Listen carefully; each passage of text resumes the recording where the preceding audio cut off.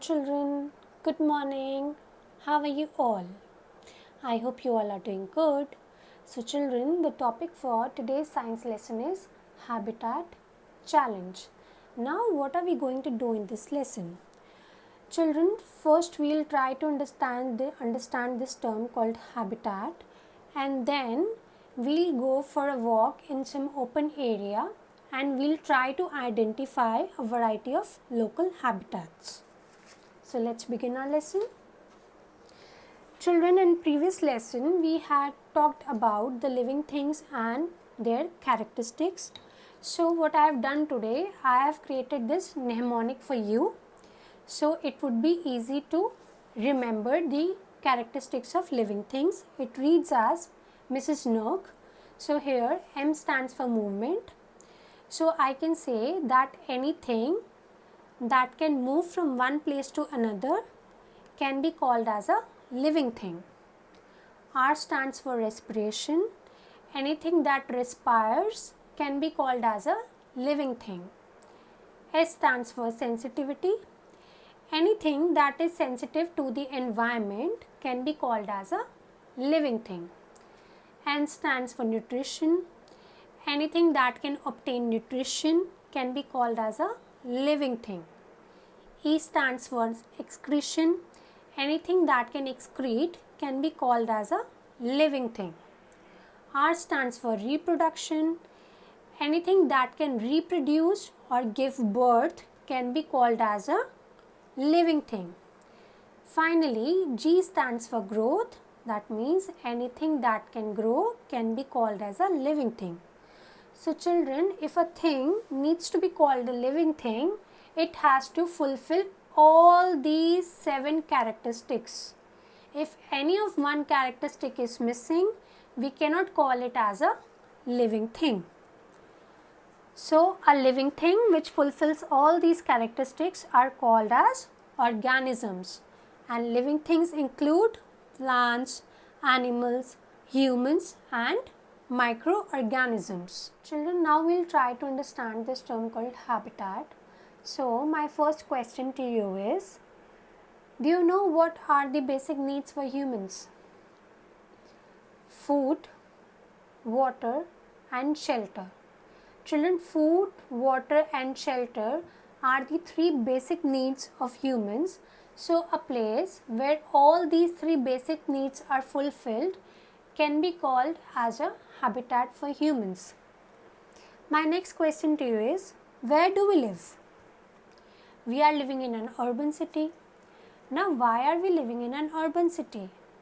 We are living in an urban city because we have food to eat, we have water to drink, we have shelter over our heads, we have our safety over here, we have schools that provide us with education, we have trees that provide us with oxygen. So in short, all our needs are getting fulfilled in an urban city. That's why an urban city is a habitat for us. Children, if we talk about Haldwani as an urban city, what physical aspects do you all notice over here? The answer could be that we have plants and trees over here, we have animals over here, we have a moderate climate over here, that is, it is neither too hot nor too cold over here. We have shelter over here. We have infrastructure such as malls, buildings, schools and colleges. So children, all these are the physical aspects of an urban city, and we are dependent on these physical aspects for our living.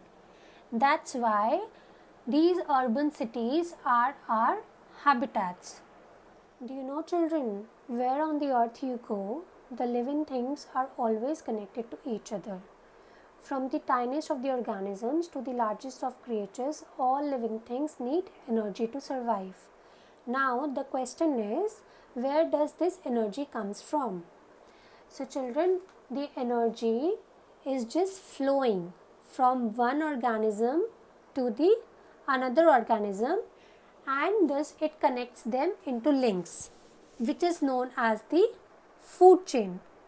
So children, a food chain is not an actual chain, but it's a way of describing how the energy flows from one organism to another. Children, now we will try to understand the links between the different organisms found on this earth. So it all begins with the sun acting as a primary source of energy. It provides energy to the plants, which helps them in preparing their own food through photosynthesis.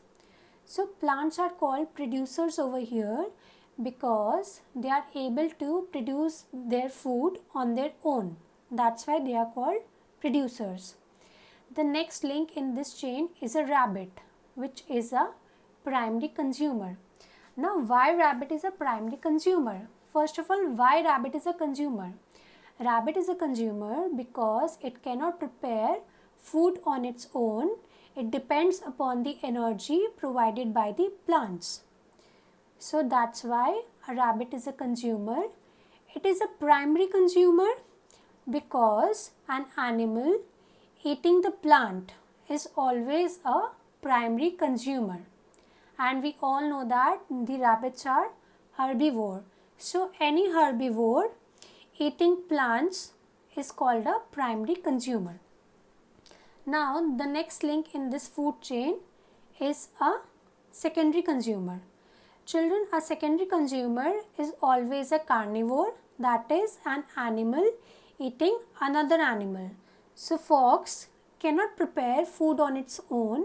It is dependent on the energy provided by the rabbit. So it's a secondary consumer.